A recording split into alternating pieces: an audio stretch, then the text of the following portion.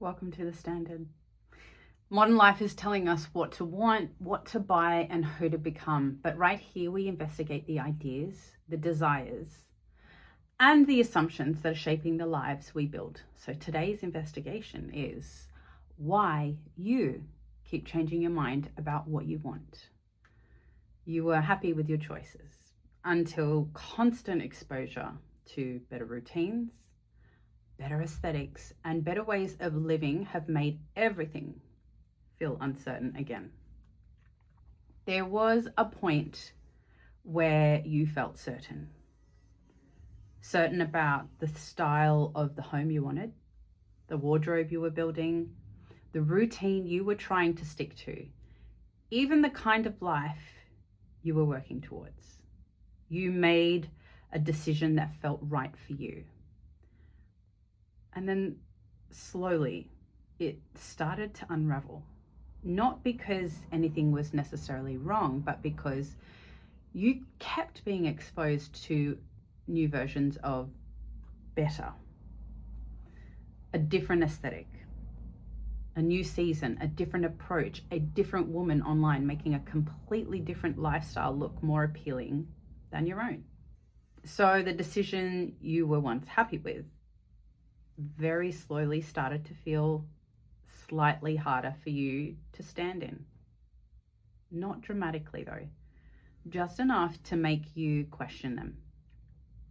Most people interpret this as personal inconsistency. They assume that they're indecisive or lacking discipline or still trying to figure themselves out. So they respond the only way modern culture has taught them to, and that is by consuming even more.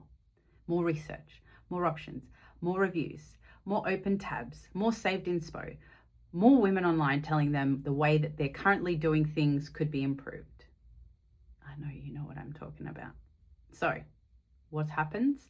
They keep searching for a new skincare routine, for a new capsule wardrobe, for a new reinvention style, a workout plan, a parenting philosophy, or a lifestyle that finally feels right enough to stop questioning. But instead, it's not helping them feel more secure or sure about themselves. All of that input is just giving them more to second guess. Because the problem usually isn't that you don't know what you want. It's that you're constantly being shown a new version of what could be. A better outfit, a better morning routine, a better way of eating, a better way of decorating your home, a better way of raising your children, a better aesthetic, a better way of doing what you were already doing perfectly fine 5 minutes ago. And every time you see one of those alternatives, it quietly introduces the same question. Is this better than what I'm doing now? And on its own, that question feels harmless, but repetitively, hundreds of times a week, it's very slowly changing the way you can relate to your own decisions. Because your brain isn't designed to feel settled in an environment of constant alternatives. Every new input creates friction against the last one. And it's not enough to override it, but just enough to weaken it. Enough to make something that once felt obviously perfect suddenly feel adjustable again. So instead of your decisions becoming more settled over time, they become easier to question. Gradually, quietly, repetitively. And eventually, it becomes difficult to tell the difference between a genuine desire and temporary influence. And this is why so many women feel like they keep changing their minds. It's not because they're incapable of making good decisions, but because something new keeps entering the frame before they've even had the chance to really settle into the decision they'd already made. So they change their wardrobe again, their routines shift again, their goalposts move. Then their standards are really quietly recalibrated again. Not necessarily because the original choice was wrong, but because modern life rarely allows anything to feel stable for long before something newer prettier, healthier, more efficient, more aspirational appears beside it. And over time, the effect spreads far beyond what you're buying. It's changing the way you move through your life, the way you spend your time, the way you show up in your relationships, even the way you relate to yourself. Because when everything around you feels adjustable, replaceable, upgradable, it becomes difficult to feel steady in anything for very long. And that's including your own judgment. Eventually, it creates this very quiet feeling that you are always catching up to a version of life you never quite fully reach. Still searching, still refining, still tweaking, still trying to arrive somewhere that never fully arrives.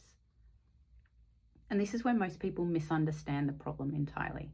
We've been taught that more options create more freedom, that endless access is a privilege, that seeing more, knowing more, and considering more automatically leads to better decisions. But often it's doing the complete opposite, because your attention is constantly being redirected towards something newer, better, more desirable than what you already chose. You stop building trust in your own rhythm. You start measuring yourself against everybody else's. And at some point, the issue stops being what you're choosing and it becomes the environment you're choosing within. An environment where every platform profits from making your current life feel ever so slightly insufficient. Where every scroll subtly reinforces the idea that there's always a better routine, a better body, a better home, a better version of you, waiting just on the other side of another purchase or another adjustment or another optimization. And when you live inside that cycle for long enough, it becomes impossible to feel settled in anything, which is why what actually helps is very rarely more research or more inspiration or more options. It's usually, dare I say, a reduction. It's not the sexy answer you wanted, I know, but reducing unnecessary exposure, reducing noise, reducing the number of options and opinions and aesthetics and trends and alternatives, getting unlimited access to your attention, because feeling settled rarely comes from consuming more. Most of the time it comes from finally having enough quiet to hear yourself think again, which also means asking different questions.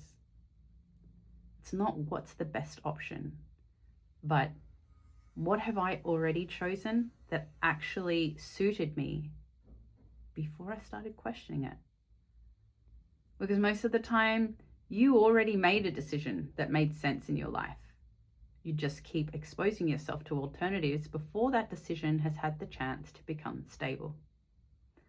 This is exactly where discernment becomes essential. And it's a large part of why I created the edit. Not restriction, not deprivation, discernment. Filtering what deserves your attention, refining what genuinely aligns for you, becoming more intentional about what you allow to influence you in the first place. Because once every opinion, trend, aesthetic, and alternative stop getting equal access to your attention, your decisions stop shifting oh so easily. They stop needing constant revision and they start lasting. You don't need more options. You need to stop giving everything equal weight. Decide well.